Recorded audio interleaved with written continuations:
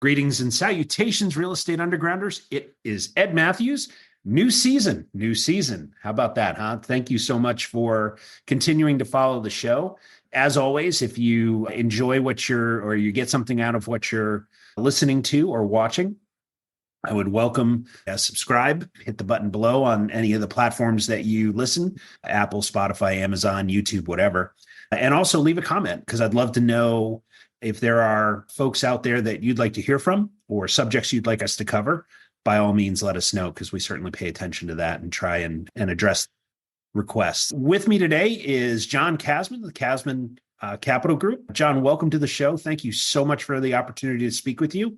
I had the opportunity a month or two ago to be on your show, which was a whole lot of fun. And I'm grateful that I was able to cajole you into coming on our show as well. So welcome. Absolutely. Thank you, Ed. Appreciate you having me today. Yeah, of course, of course. So for those folks that haven't discovered you on LinkedIn or elsewhere, why don't you tell us a little bit about your company and who you are? Yeah, so listen, I am a multifamily investor. I partner with everyday professionals to invest in syndications, which is really just a fancy way of pooling money together to buy large apartment buildings. To date, we've invested over $100 million worth of apartments. On top of that, I also coach other people how to do the same exact thing. But of course, it wasn't always like that. So I started off as a dreamer myself, trying to be interested in real estate and being curious about it. And one day I was working at a pretty big corporation. This is back in 2007, 2008. The economic downturn hit, and I watched a lot of my peers get let go. And during that time, I realized I really needed a plan B. And that dream I had of one day owning real estate needed to be more of a priority than just a dream. So I started to consume everything I could about real estate investing. Took some time, but ultimately I moved to Chicago, ended up buying a 2-unit building with my wife. We started to scale that portfolio, and we learned from every deal we did. And it's like I said, ultimately we were able to scale that up to a larger portfolio and help other people along the way. Congratulations on your success. $100 million asset or a portfolio in 16 years is pretty damn impressive. So in terms of the way that you approach real estate, let's talk about market selection first. So where is your portfolio predominantly? Yeah, most of our portfolio is in the Midwest, and we have some in the Southeast region as well. I live in Cincinnati. I'm from Cleveland, Ohio. I lived in Detroit, lived in Chicago, lived in Dayton. So I'm very familiar with the Midwest. And I think there's some misnomers around the Midwest. I know you're out there on the East Coast and probably hear similar things, but the Midwest is a great place to invest. You can get great cash flow. There is some appreciation despite what you may think. But we focus on markets where there's growth: Columbus, Cincinnati, Indianapolis. They have strong fundamentals, and we really like those markets. And again, in the Southeast region, we're in the Atlanta markets. We're in parts of North Carolina and South Carolina. And again, we like to focus on those fundamentals to find that value and drive that appreciation for our investors. Okay. So let's talk about market selection, because that's, if you look at this just geographically, that's a pretty wide swath of, and within each market, there are relationships in terms of property managers, in terms of brokers and agents and lawyers and all that, right? And obviously the effort to land and expand in Indianapolis and then in Columbus are probably two very different efforts, right? One's more or less your back door. The other one is, at least if not a plane ride, a pretty long drive. And so I'm curious about a couple of things. One is, when you talk about market attributes, what are you looking for in a market? What makes it viable? And then the second thing is, what's your process to build a team there? Yeah, those are great questions, and great questions to the point where when I was really starting to scale my portfolio and I realized I couldn't just buy properties that were 15 minutes from my house anymore, Right. I had to ask these questions to myself. And to be truthful, I couldn't find the answers. When I was in Chicago looking in investing in Chicago, my strategy was try to find the next hot area, right? So find that up and coming location. I couldn't invest there because usually those price points were too high. So I Right. would look right next door. I'll give you an example. There's a neighborhood in Chicago called Logan Square. Yep. And Logan Square started to really, I'm sorry, Lincoln, Jesus, which neighborhood am I thinking about here?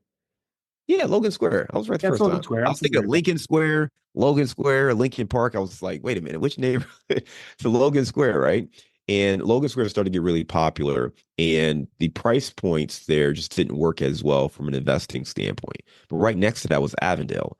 And Avondale hadn't seen the same level of appreciation, but it had a lot of the same benefits, right? Close to nightlife, you had restaurants, you had cafes popping up, the train was right there. So we actually invested in Avondale. And about a year later, we were able to get similar rents as what they were getting in Logan Square. So by using that strategy, it worked out really well. When I was looking to invest outside of Chicago, mainly because I got priced out of the neighborhoods I really liked, I had to reinvent the wheel. So here are a couple things that I started to use to help me find the best places to invest. One, we want to understand what's happening at the macro level of that market. So I started to look and see where's population actually growing, what jobs are there, what employers are there, are they diverse employers, right? I mentioned that my initial jumping off point for real estate, I went through a big layoff. Well, I was in Detroit working at an automotive company. And as we know, that industry, that city was so driven by the automotive industry that it really crippled everything. It didn't matter if you were a doctor and in your mind, you may have thought you were insulated.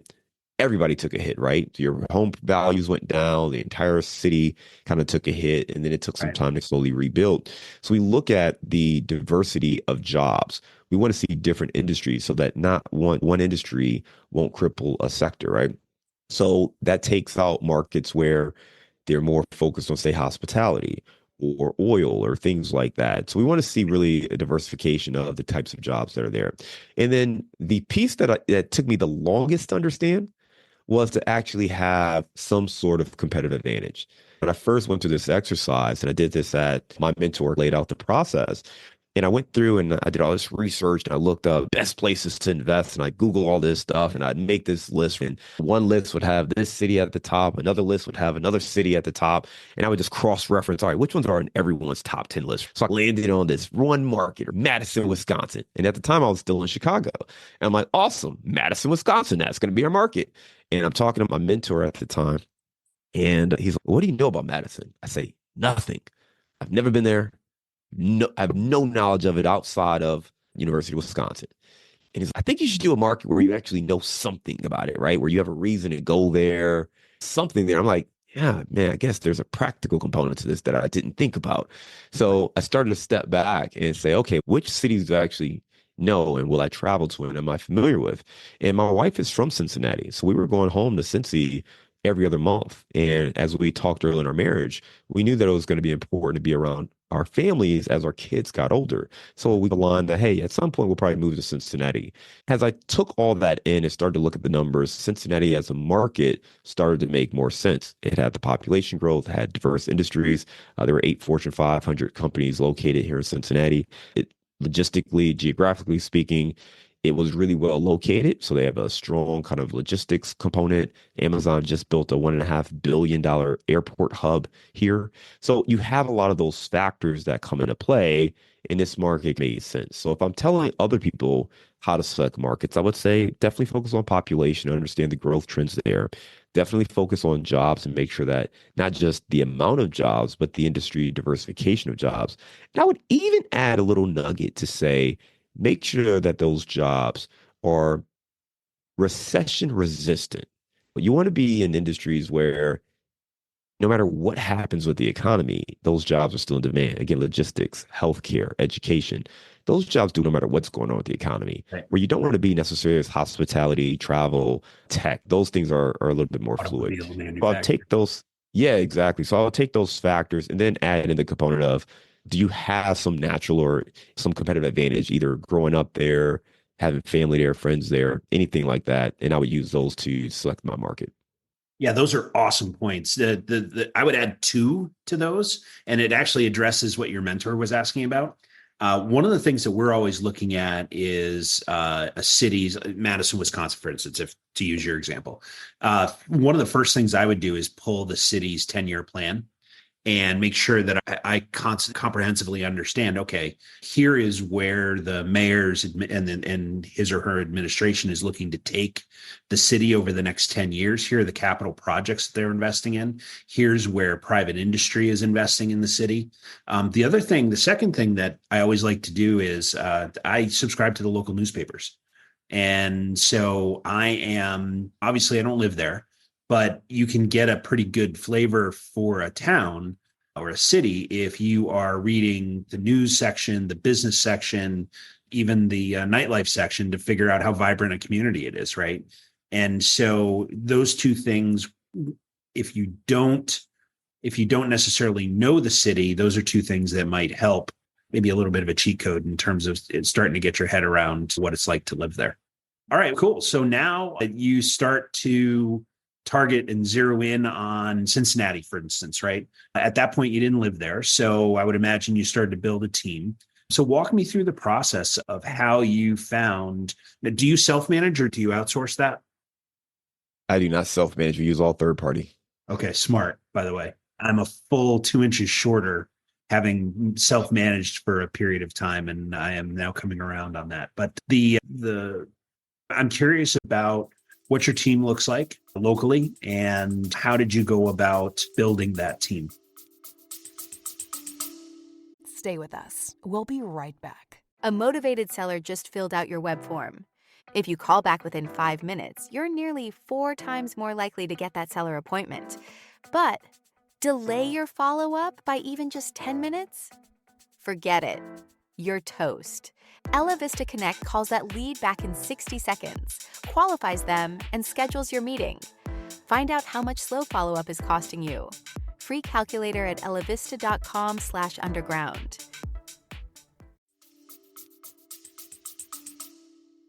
Yeah, when I was in Chicago, part of what I realized was, again, my strategy was not going to continue to work for me in Chicago. As I wanted to scale, I needed bigger numbers. I needed to be able to create cash flow for my investors. At that point, I was just doing it by myself, but I kept running out of my own money. Just to give you context, what happened was I was buying properties. My wife and I would save our money. We buy a property, save our money, buy a property.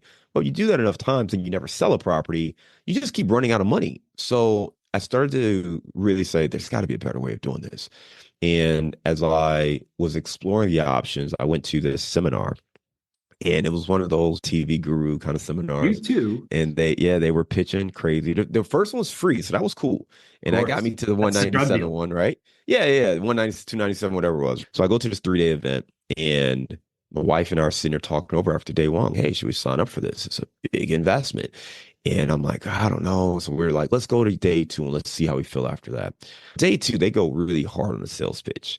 And I'm a marketer, right? So I'm like, I wanted to buy, but they Right. crossed some lines. I remember they distinctly said, if you don't have the money, call your credit card company and ask Ooh, them for don't an do that. increase.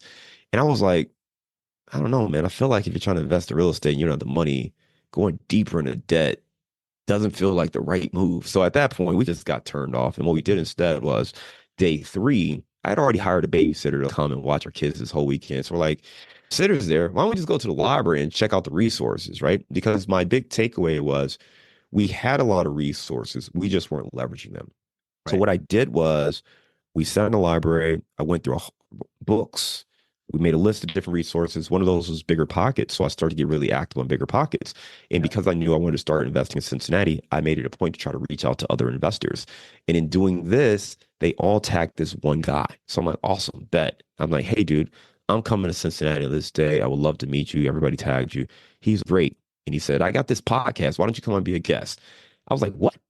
What's a podcast, dude? What? I'm like, all right, you're still gonna meet with me though, right? He's like, yeah. So I do this podcast. I meet with him. He tells me he has a coaching program. So after thinking it over, I ended up hiring this guy to be my coach. Now, this is back in like 2016. So as we're talking about investing in Cincinnati, he starts to lay out the process to building your team, right? So you need to have brokers. You need to have property management companies. You need to have lenders. So I'm starting to make connections. And what I would do is every time I came to Cincinnati, I would set up meetings with these kind of people, right? And you only need one connection to start, because with that one connection, I asked for referrals. Hey, Mr. Rockstar. Investor, what broker should I talk to? So you give me, oh, here's 2 or 3 brokers, and I would reach out to those brokers. And if I could get them on that trip, great. If not, I got them on the next trip. When I got to that broker, hey, Mr. Broker, what property management company should I talk to? What lender should I talk to? So over time, in a very short window, I now got a pretty extensive list of potential partners, right? Yep. And if someone's name came up multiple times, right? If I go and talk to 5 different people and all 5 people say you need to talk to this person, they were highlighted at the top of my list, right? Yeah. Okay, this is the guy I need to talk to. So that was my approach building out my team. And it was a great place to start. And like anything, right, with any other business, some of those people stick with you for a couple of deals, and some of those people Don't. you end up having to let go of pretty quickly. So even though you've got good recommendations and referrals, it doesn't mean you stick with those people for life. But I thought that was a great way to build out my team. Yeah, that's so smart. I do the same. I do the exact same thing. And the question I always ask is, "Hey, John, you're a world-class broker. If I was going to hire somebody and I couldn't hire you, who would you work with?"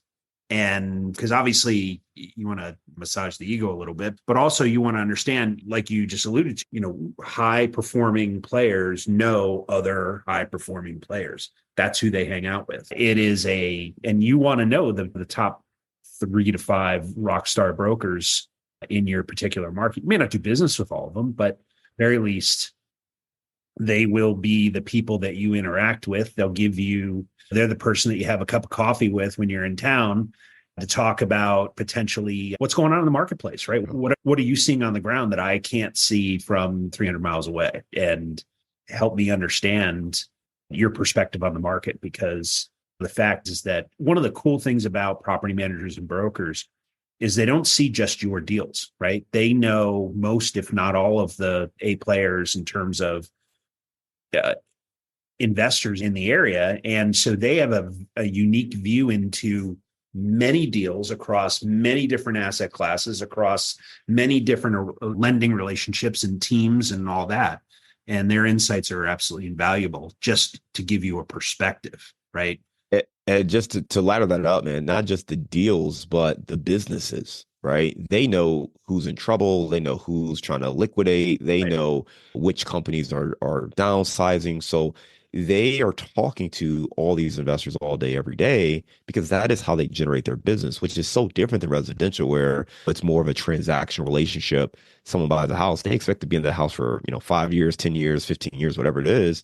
So Right. it's more about that one transaction. With commercial real estate, those brokers expect to be on both ends of that transaction. And Exactly. they expect you to sell it again in 3 years or 5 years. They're keeping tabs and they know who all the players are. They know this he's trying to come up with $10 million to transition this, or this guy's trying to liquidate his portfolio, move it all to Florida. So when they have that level of knowledge, it definitely helps you to have those relationships with those people, because they're going to help you be able to find the opportunity. The last thing I'll say too is, if you're going to do what you and I are talking about, making these connections, what you need to do as an investor is be very clear of what you're looking for. Have Yes. your deal criteria ready to go, because what also helps with those brokers is asking and understanding what is their specialty. If you like 50 plus units on the east side of the city, you need to tell that broker that, because that may not be what they do. They may only do 10 to 40 units on the west side of the city. So you don't need to waste your time. And then that natural transitional question is, hey, here's what I'm looking for. Do you know any other brokers that focus on this? Right So on. that makes it natural, because now they're not even serving up competition, because they simply don't service what you're offering. So the more you know, the more clear you are with what you're looking for, the easier it's going to be for you to find it. It's very shrewd, because the fact is that these brokers, they're not on salary, right? Their most valuable asset is their time. And so the more you can do to maximize their time, having a clear buy box, being very transparent in terms of what you're looking for, being super responsive when they send you a deal or reach out to you. Those are things you can do to build credibility so that you can earn the right to do business with them over the course of time. One of the things that I'm always interested in, because the game has changed quite a bit in the last 18, 24 months, is raising money. And so $100 million portfolio, that tells me you've raised probably 25, 30, $35 million in equity. So what does your capital stack look like for a typical deal, and how are you raising the money? Yeah, I'll tell you this, man. First of all, when I was getting started, and I really couldn't wrap my head around the financial side of it. Like, I'm pretty good with numbers, but just like they just seem so big, right? Like you said, A lot of $25 comments. million, 5 million, Yeah. 8 million, 10 million, like just seemed like big numbers. And I had a fear, and it's probably a fear that many of your listeners have, where I didn't think people would want to invest with me. And even if they did want to invest with me, I didn't know who or how. Like, I didn't know the process. I was scared I would lose money. I had all these challenges that I faced when I was starting out, which is one of the reasons, probably the main reason I ended up hiring my coach because he had raised $1 million for his first deal. And that really stood out to me because I wasn't looking to raise 20 million or 10 million or anything like that. I really just wanted to buy probably a $500,000 property and have somebody who could bring half the down payment, right? If I brought half, can they bring half? That was as far as I could see. And if this person had done that, I thought they could help me. As I watched them scale their portfolio, that's when I realized, oh, wow, wait a minute, there's a whole other way to go about investing. And it made me pivot, right? So because I saw that, and because I was having my issues, I ended up taking action to get started and raising capital for our deals. The very first deal we did was 192 units. It was a $16 million acquisition. We raised around $6 million for that. Now, I want to be clear. I didn't raise all that money myself. As a matter of fact, I raised probably a smaller portion of that. And that's the beautiful thing about commercial real estate. You don't have to do it all by yourself. It Right. truly is a team sport. And because I was starting out, I was able to leverage the experience of another group, the credibility of another group, and bring my investors into the fold to just be a part of that deal. And eventually I got that experience where I could go out, do my own deals, and scale that way. So here's some of the tips to raise capital for deals. One, and I always tell people there are really three C's when it comes to raising capital. The first C is going to be confidence. Confidence comes from preparation. You got to put in the work. Okay. You need to know everything about the market. You need to know the deal. You need to know about the risk. You need to know how to mitigate the risk. Even if you've never done it before, you're listening to this podcast, you're listening to me, you're listening to Ed, you've got to educate yourself so that you actually know what a good deal looks like. You need to underwrite deals. You need to put in offers. You need to talk to the other folks in the market and the industry so you can recognize and pinpoint these opportunities, create a great business plan, and go from there. Confidence can't be faked. Okay. If you're in it, you're reading it, you're analyzing deals, you're going to be able to recognize those opportunities and you're going to be confident about it. The second thing is credibility, especially if you're new, right? If you're new, you don't have much credibility as a new investor, but you do have your professional experience. In my case, I was in marketing and advertising for 15 years. I oversaw $100 million advertising campaigns. I did some big, huge promotions. I was recognized as one of the top marketers in advertising. So I had that, credential there. But on top of that, my credibility came from the partnerships I was able to build, both leveraging the experience of my mentor, my property management company, the contractors that I tapped into, the brokers that I was working with. So by putting all that experience together, that gave me credibility. Then lastly is connections. You have to be able to take the network you currently have and be able to expand that. We talked about podcasting earlier, but podcasting is a great way to make some new friends, right? Make some new connections and expand your network. And that's really key if you're going to raise capital. You can't rely on one individual. You have to be able to build a network and serve that network with these opportunities. So those three C's are absolutely critical if you're going to raise capital. It's the confidence, it's credibility, and it's connections. Right on. That's awesome.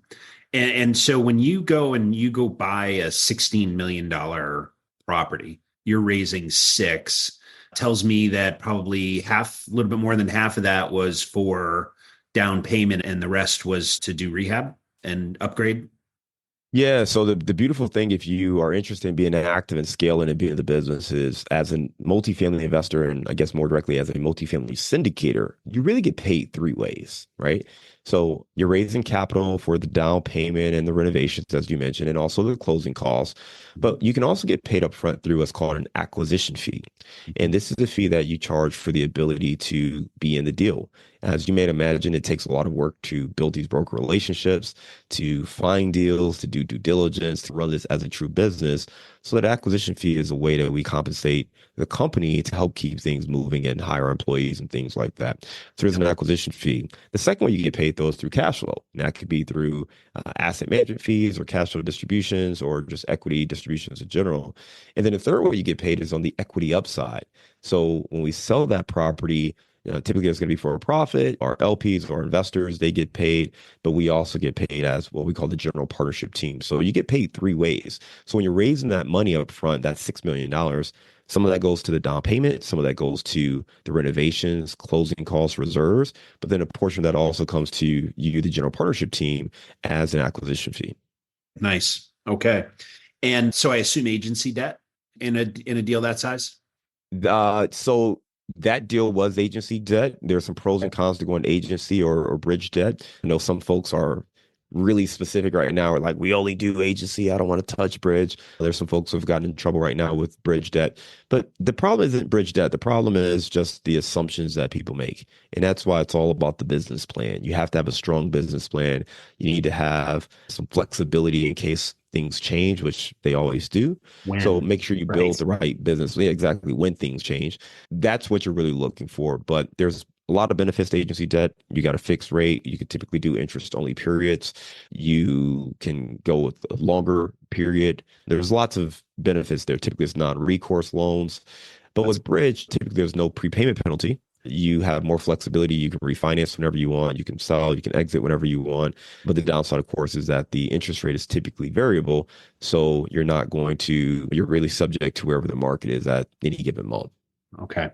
Hey, man, I could talk about the way you operate your business and the raising money and insurance and all the other things that we can talk to, but we need to start to land this plane. One of the things that I always like to ask entrepreneurs like you, I really want to understand what makes you tick. And we go into the final four. And those final four questions hopefully will help us understand who you are and what you do for a living, and more specifically, what gets you out of bed on Monday morning.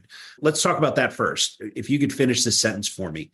My purpose is, I'm curious, what drives you? Yeah, it's a great question. When I think about my purpose, I've spent a lot of time thinking about that because as an investor, you can just build your own personal portfolio and be quiet and never get on a podcast and try not to let anybody know what's in your bank account. But obviously we get out here and we do this. So part of it for me is recognizing people need to see and hear stories like ours so that they understand it's possible for them. My purpose is to help other people find financial freedom through real estate investing, whether they want to be active or not. So that is what my purpose is. That's what I'm looking to do from a service standpoint. Awesome. I love it. And you had mentioned a mentor earlier on in our conversation, and I've yet to meet a successful person who hasn't had a coach or a mentor or a boss of some sort who've had a significant impact in their perspective and their own success. So I'm curious, what is the best advice you ever got from someone like that in your life, and who gave it to you? It's a great question. Lots of great advice. I'll give one from the mentor since we talked about him a little bit earlier. His name is Joe Fairless, by the way, very well known in the real estate space and podcast and landscape. When you said Cincinnati, I figured. Yeah, Joe's my guy. So good friend and great mentor. But he said something. I actually had him for my conference that I was hosting, and he came out as one of our guest speakers. And the short story is, when I met him, I told you he had that one deal he raised $1 million for. What I didn't mention is that deal was going terribly at the time that I met him. And shortly after, he started to scale up and do new deals with a new partner. So I asked him, I said, hey, reflecting back, what gave you the confidence to buy new properties and do new deals when you knew this deal was like just hemorrhaging money? Right. And he said, that's a great question. And he ultimately said, I thought about it. And ultimately, I asked myself, what would a billionaire real estate investor do? And that's so important because it's so easy to have these limiting beliefs based on the feedback or results we're seeing today without focusing on the big picture and what we're becoming, whether it's trying to lose weight, whether it is trying to make money, being an entrepreneur. Right. You have to ask yourself, what is the future version of me? How would they react? And if you want to be a billionaire real estate investor, you got to think like a billionaire real estate investor would. Right. And in that case, if you got a bad deal, you don't stop investing in real estate because of one bad deal, right? You got to keep pressing, learn, take the lesson, and keep pressing forward, make those adjustments. So that's really important because I think it just helps people not to get their identity tied to one thing, whether it's real estate or anything else. Become the person you want to become and think like that person would think. That's the best advice I could give. Such good advice, because I've seen, and even in particular, even then, and I struggle with it, to a certain extent, you freeze, right? You're like, oh my God, this isn't working. Okay, I got to stop and I got to figure this out. And it's the worst possible thing you can, right? You've got to continue to make forward progress. And I love the idea of, don't think like you are today. Think of who you will become. Think like the person you will become. It's almost as act as if, so that you don't get bogged down in that self-talk of, okay, I'm failing. No, you're not. You're learning a lesson, right? Mistakes are simply lessons. They're bumps in the road that teach you something. I personally have learned almost everything I know, from screwing stuff up and fixing it or not fixing it. The successes are wonderful, but I don't know that I learn a lot from them. Right. I don't know about you, but I tend to learn a whole lot more when I stub my big toe on something. Absolutely. That's what the lessons are. Yeah, exactly. And they hurt bad, but that's okay. You get through them. Okay. So when I look at folks that are in continuous growth like yourself, one of the things that is almost universal is leaders tend to be readers. And that's very true of the entrepreneurs that I've met over the years as well. And so I'm curious, how do you take in information, physical books, podcasts, whatever? And also, who are the authors and creators you tend to pay attention to? All of the above. What's worked for me more recently is there's an app called Headway, and it's basically the short version of most books. Yeah. They have in 15-minute intervals. I like that. And you could go on there if you want something that's productivity or something that's about wellness or whatever it is. You can go and get the synopsis of a book in 15 minutes. And it's really good. What I've been doing is when I go to the gym, I will play that while I'm warming up and stretching and walking on a treadmill or whatever. And then when I'm ready to work out, I'll put on something to get my energy going. But that's great. There are audiobooks. So I love Audible. So I'll check out different Audible books and things like that. The thing that I'm listening to more now, or authors that I'm checking out, I'm really big on just the marketing systems right now. We talked about the limiting beliefs and things like that. One thing that I've always had a challenge with is really putting myself out there from a standpoint of not wanting to be like this guru kind of person. I've always had this resistance to coming across like a guy who just wants to be this social media person, right? So it's been this internal conflict because I'm not allowing myself to grow, and I'm basically sabotaging things to an extent. But on the same note, I'm also not helping people who could really use the help from someone like me. Right. And instead, they go with someone else. Maybe there's another person who's completely qualified and cares and all that. Great. But you and I know that there are people who certainly just do it for the money and could care less whether or not you get results. Right. So that's something I've had to deal with. And part of that is some mental process things, also some tactical things. So there's a book. It is right here. $100 Million Offers by Alex Hormozi. Yep. That I was listening to the Audible version of this. The Audible version was so good. I'm like, I need to get the physical so I can actually see this stuff. So I ordered this, got the physical version. I didn't know it was going to be this big, like a magazine, but I got the physical version. So this is one that I'm really interested in right now, just because it's a matter of tightening up offers and just how to make sure you're communicating value. I mentioned that I've got my coaching program. My clients are killing it in the program, right? I got one dude, I had him on. He was doing a deal. He raised no money. He thought he was going to raise $1 million. He raised nothing. He hired me.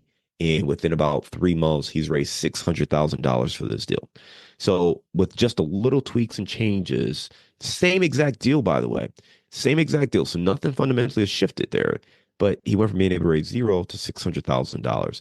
So it's things like that where I know the value I provide for people, but I think sometimes we can be a bit too, I don't want to call it shy, but we don't like to toot our own horn. So it's getting out of our way to recognize, hey, I know I provide great value for my clients.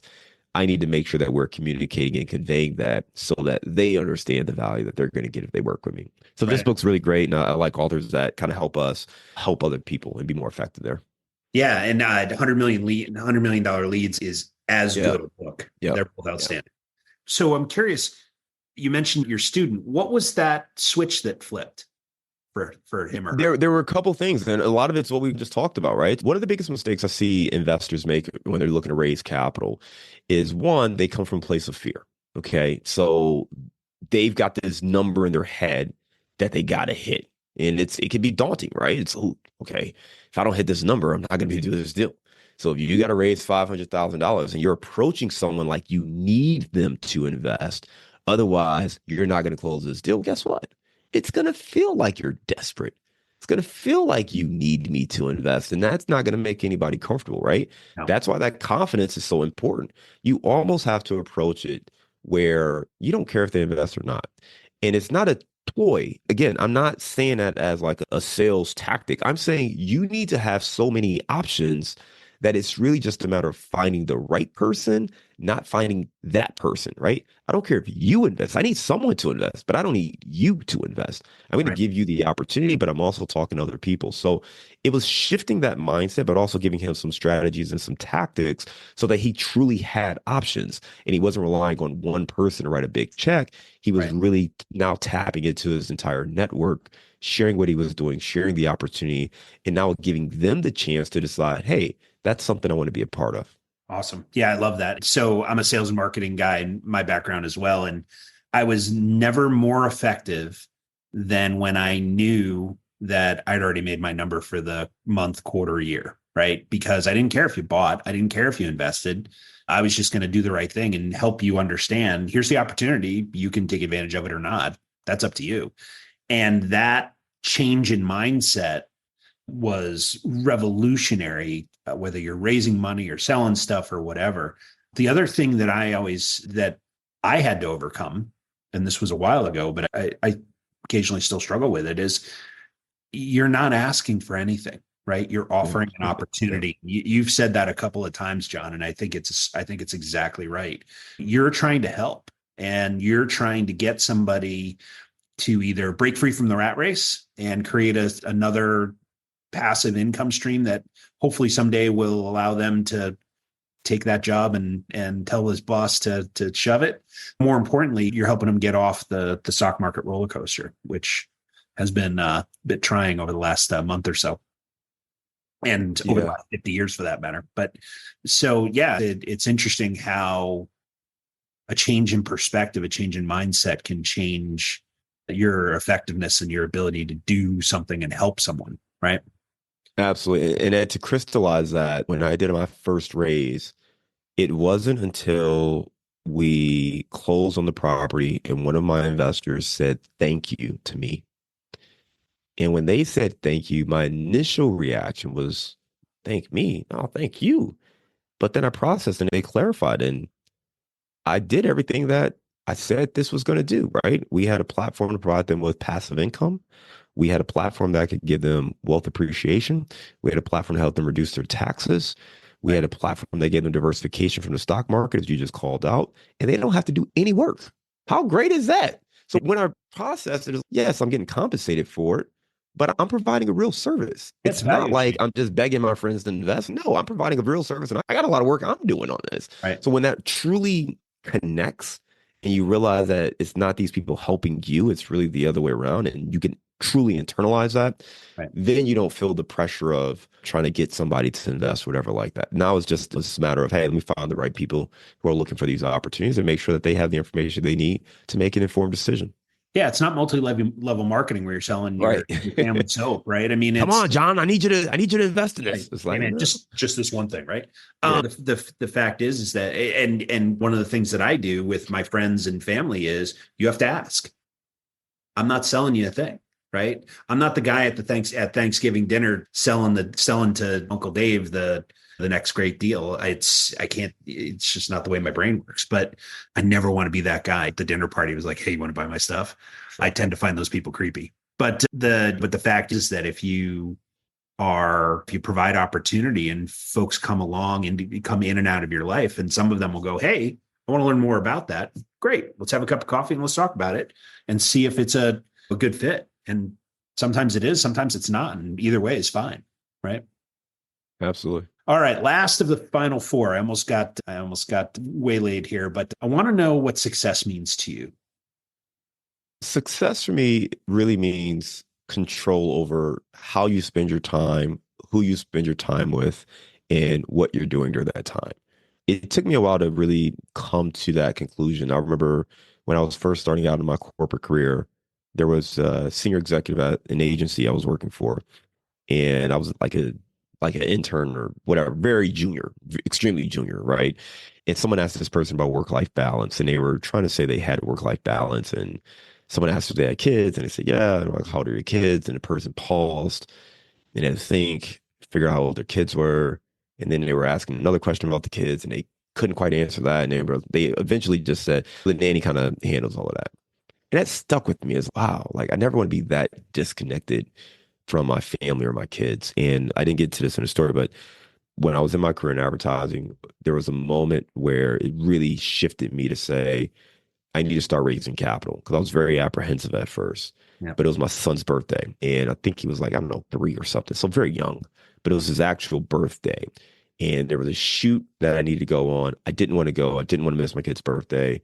And there was nobody else who could go. So I ended up having to fly to Atlanta, do this shoot. I'm miserable and I'm pissed. And I didn't know why. For years, I didn't understand why. I didn't miss his like birthday party or anything like that. I just missed his actual birthday. I realized later on that it's because two of the values I cherished the most were in direct conflict. I cherished being a hard worker, being reliable, being dependent. Like my father was like that, straight blue collar, never miss a day. That was something that was ingrained in me. But I also cherished family and putting family over everything. And in that moment, I chose the job. It frustrated me because I never really directly said that because I could have just said, no, I'm not going. I'm going to spend my time with my father or my kid. You figure out what you need to do. If that means I need to update my resume, that means that. So when I fast forward and process, oh, I need more control over my life. That led me down the path of raising capital because the reason I couldn't get more control is because I didn't have enough money to invest. If I got to a point where I didn't have to rely on how much money I had, then I could invest. And that forced me to say, get out of your own way. If Right. family is the most important thing to you, make it the most important thing and stop with the excuses. Right. So that pushed me. And like I said, I met Joe and things took off from there, but control. Success means control. Do what you want to do. And it's okay if your control is not the same as mine, right? If you love work and that's what you want to do, great. Awesome. But be in control of the work you do, where you work, how you work. Just take that control. And that's what true success means to me. Yeah, money is time, right? It's your ability to decide, okay, it is 6 a.m. on Monday morning, and I'm going to be specific about how I'm going to spend, intentional about how I'm going to spend next 12 hours before I sit down to dinner with my family. And to have that power in your life is a gift you give yourself. Hopefully the folks that are listening out there, you're listening to John, you're paying attention to what he's saying, because having the ability to decide what you're going to do that day on Monday morning at 6 a.m. Is one of the more empowering things you can do as a human being, because having to go to work is one thing. Getting to go to work is an entirely different thing, right? And yeah, I had a similar experience. First 4 years of my oldest daughter's life, I was gone on her actual birthday because the company I was working for, their national sales meeting was the first week of November every year. And when I told her I was when I told her, hey, I'm getting a new job, the first thing out of her mouth was, does that mean we get to hang out or to spend time on my birthday? And I'm like, oh, and it never occurred to me. She was 3 and 4, Yeah. but it never occurred to me that she was even cognizant of the fact that, hey, it's my birthday, my daddy's not here. And you know what? She was. And it broke me. And that was one of the things that put me on the path that you and I are on right now. So kudos to you for recognizing that early on. So John, I've really enjoyed this conversation. I really enjoyed your podcast, by the way. Could you tell folks about your podcast, and then we'll land this plane? Yeah, this podcast is called Multifamily Insights. It's available wherever you listen to shows, Apple Podcasts, Spotify, YouTube. And we talk to professionals in the multifamily space, some folks who are in marketing or mindset, but really trying to help people learn how to build the multifamily portfolio, whether you're active, whether you're passive, trying to get started, already have a huge portfolio, but want to scale. Great insights, great guests like yourself. So we love to talk to other folks just to understand what challenges they've overcome and just really give you the insights necessary to be successful. So check out Multifamily Insights wherever you listen to podcasts. Yeah, and I can vouch for it. I'm a regular listener and I learned something on every show. So thank you for doing what you do, John. All right, man. So when you're not saving the world from real estate, what do you like to do for fun? We talked about control, right? And my youngest son has become very athletic. I'm guessing he was always very athletic, but it really, despite my best attempts, I've become that dad who's like hauling his kid across the town all day. But I end up coaching his football team. So that's something I've really enjoyed. We got a group of 20 some kids and being able to teach them some of the values that we've learned later in life and trying to instill those lessons into them as little kids, I think is so much fun. And also just a great game to play. It's bonds that they'll have for the rest of their lives. So I really enjoy spending time with my boys and the things that they enjoy doing. And again, having the flexibility to be a present father. So that's something I really enjoy. Awesome. Fantastic. And so if folks want to learn more about Casmon Capital, your coaching program, or your podcast or anything else, what's the best way to get in touch with you? Yeah, just go to casmoncapital.com. You can find the buttons there to reach out, schedule a call, and all that stuff. We're going to be doing a Raising Capital webinar very soon as well. So all the links and stuff for that will be on the website. So just go to casmoncapital.com. All right. Hey, John, thank you so much. Good to see you, my friend, and continued success. Thank you, Ed. Take care, man. This has been the Real Estate Underground. Don't forget to subscribe. It helps us grow. Until next time, Undergrounders, remember your real estate journey begins with a simple step forward. Now get to it. Bye for now.